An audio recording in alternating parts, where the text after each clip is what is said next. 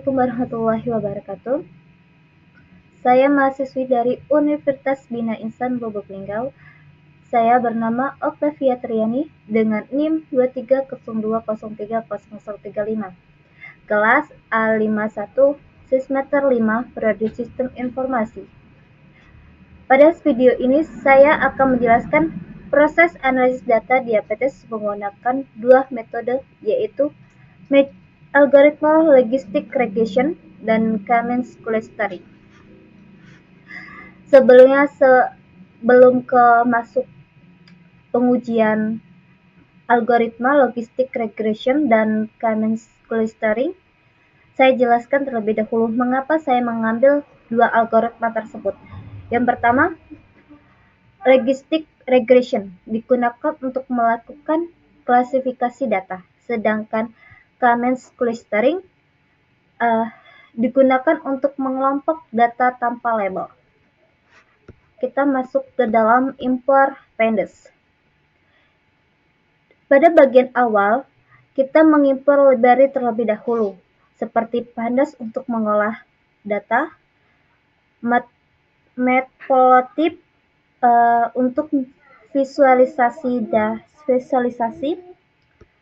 sedangkan FromSquare ini untuk membangun model logistik.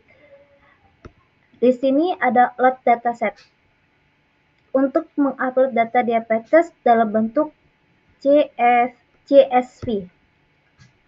Dataset ini memiliki beberapa atribut seperti jumlah kehamilan, glukosa, tekanan darah, tabel kulit, insulin, BMI, presentasi diabetes, umur, dan luaran. Di dalam atribut ini memiliki 768 baris, 9 kolom. Di sini ada print data table. Hasil dari tampilan menunjukkan bahwa kolom pada dataset memiliki tipe data numerik seperti jumlah kehamilan, glukosa, tekanan darah, tabel kulit, insulin, umur, dan luaran itu mengandung INT64, sedangkan PMI dan presentasi diabetes itu float 64. Selanjutnya ada print data ins null. Di sini untuk melakukan pengecekan missing value, hasil yang menunjukkan bahwa seluruh kolom memiliki nilai 0, yang berarti tidak dapat data kosong pada dataset tersebut. Hal ini menandakan bahwa data sudah bersih dan tidak memerlukan proses penanganan missing value seperti penghapusan atau pengisian data. Selanjutnya, pembagian ini data dipisahkan menjadi fitur dan target. Variabel X berisi seluruh kolom fitur, yaitu atribut kesehatan pasien. Sedangkan variabel Y berisi kolom terakhir sebagai target atau label yang menunjukkan kondisi diabetes. Selanjutnya adalah speed data. Speed data ini dibagi menjadi dua, yaitu data latin dan data uji.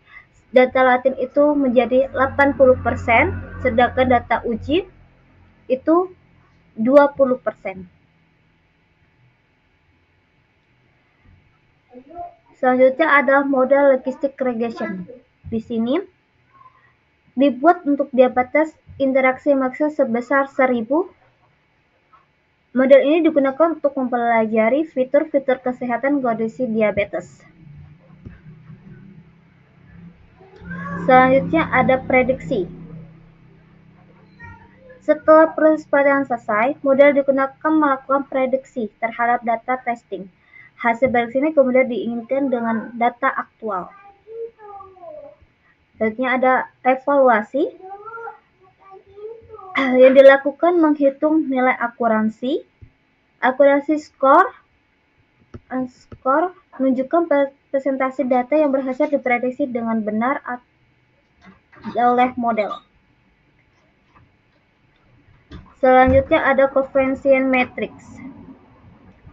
Kemudian ditampilkan coefficient matrix yang menunjukkan jumlah prediksi benar atau salah.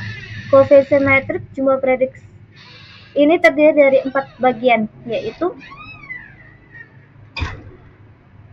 true positif, true negatif, fase positif, dan fase negatif. Di sini ada visualisasi coefficient matrix dengan lebar negatif dan positif. Untuk mendivisualisasikan dalam bentuk grafik agar lebih mudah, label negatif menunjukkan pasien menderita diabetes, sedangkan positif menunjukkan pasien yang menderita diabetes. Di sini adalah akurasi skornya itu 0,74 sekian, dan classification reportnya itu memberikan informasi lebih detail mengenai performa model masing-masing kelas.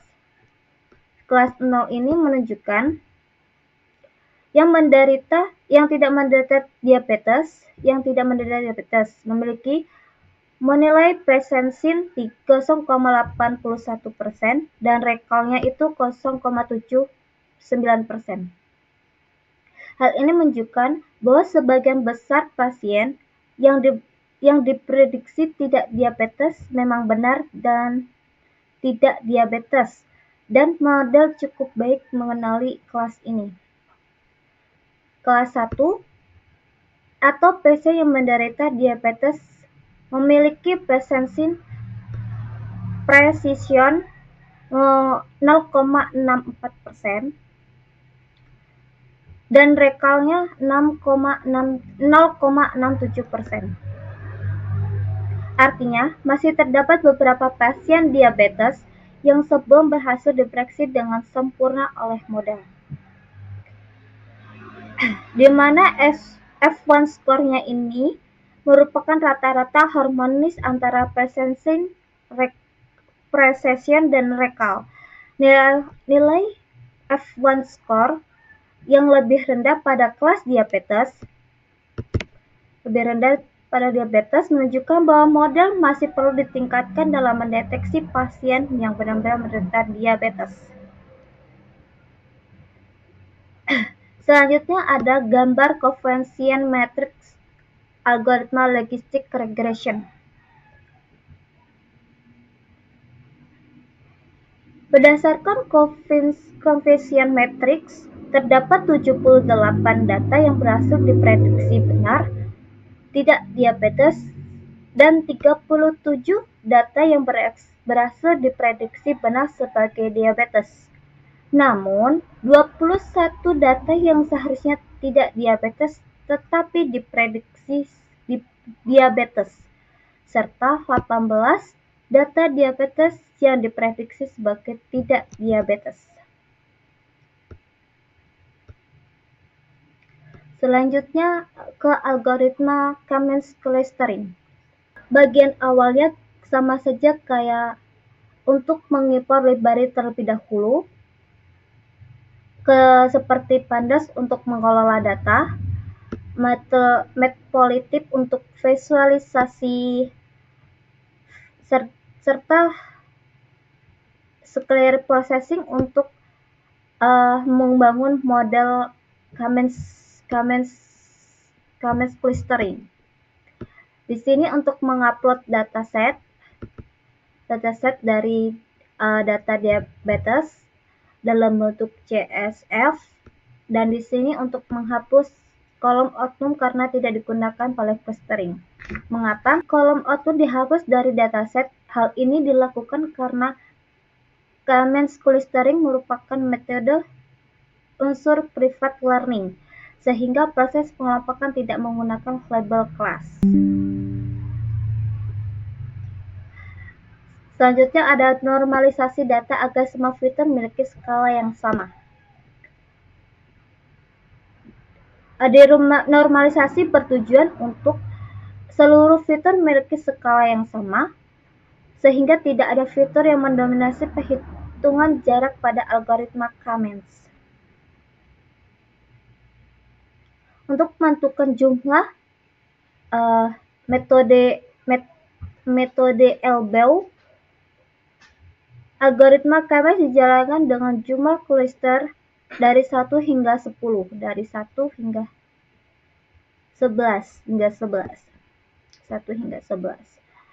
Kemudian WCS-nya dihitung dan ditampilkan dalam bentuk grafik.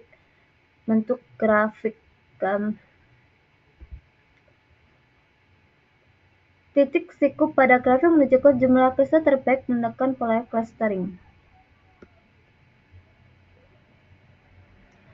Menentukan hasil grafik.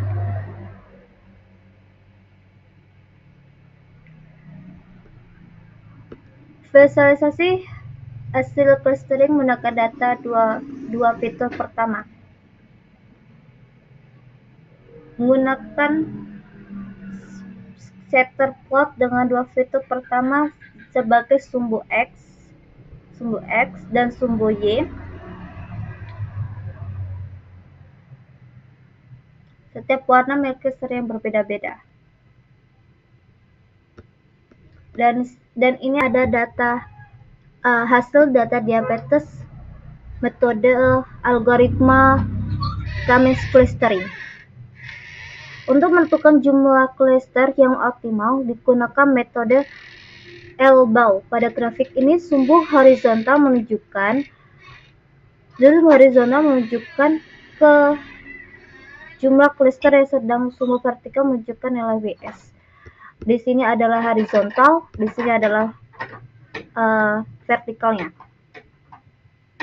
Terlihat bahwa penurunan WCSS sangat tajam hingga cluster kelima, 4 dan kelima. Berdasarkan pola tersebut, jumlah cluster yang dipilih adalah 5 cluster. Karena setelah titik tersebut menambahkan cluster tidak memberikan peningkatan yang signifikan. Yang kedua ada gambar visualisasi hasil clustering. Grafik ini menunjukkan hasil perkompokan data menggunakan Kamens dengan 5 cluster. Sumbu X menunjukkan jumlah kehamilan dan sumbu Y menunjukkan jumlah glukosa. Untuk warna-warna, untuk cluster pertama yaitu berwarna ungu tua.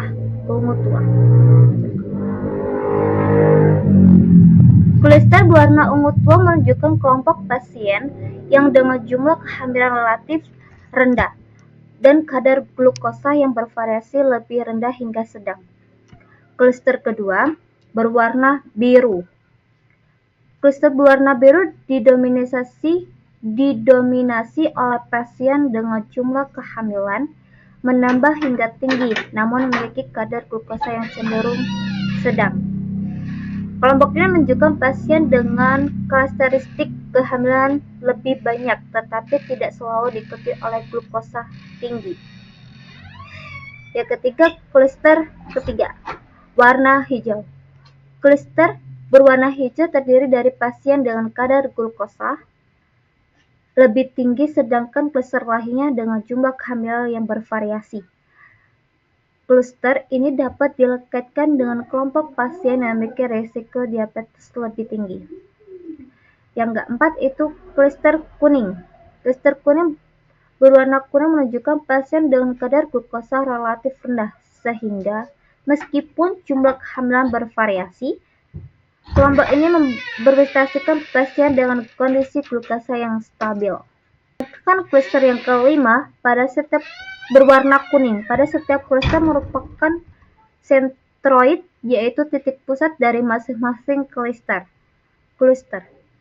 Centroid menggambarkan nilai-nilai jumlah kehamilan dan glukosa seluruh data di dalam cluster tersebut. Itu saja untuk penjelasan klasifikasi menggunakan algoritma logistic regression dan Kamens clustering. Saya ucapkan terima kasih. Wassalamualaikum warahmatullahi wabarakatuh.